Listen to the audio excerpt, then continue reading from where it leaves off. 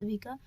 और एक बहुत ही प्यारा नाच गीत लेके आई हूँ, कैसे लगेगा कमेंट में ज़रूर बताना। और दीदी के चैनल को ज़्यादा से ज़्यादा सपोर्ट करना, अपना प्यार दुलारा आशीर्वाद देना।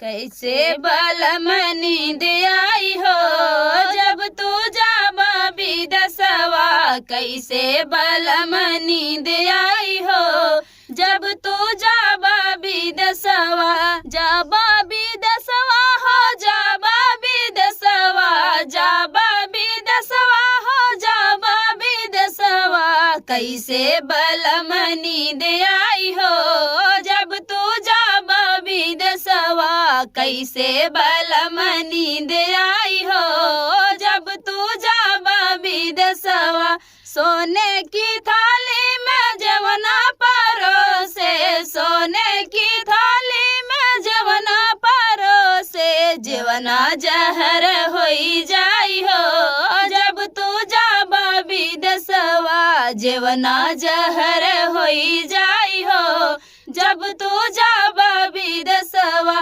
कैसे बलम नींद आई हो जब तू जाबा विदेशवा, कैसे बलम नींद आई हो जब तू जाबा विदेशवा।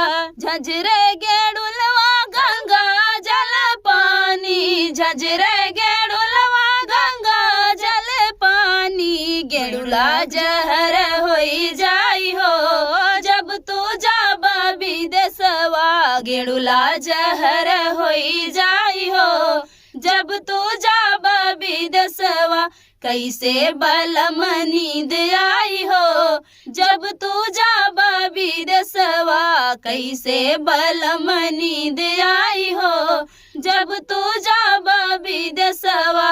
लाची लवंगी के बीरा जोरायो, लाची लवंगी के बीरा जोरायो, बीरवा जहर होई जाई हो जब तू जाबा विदेशवा, बीरवा जहर होई जाई हो जब तू जाबा विदेशवा, कैसे बलम नींद आई हो जब तू जाबा विदेशवा, कैसे बलम नींद आई हो जब तू जाबा विदेशवा।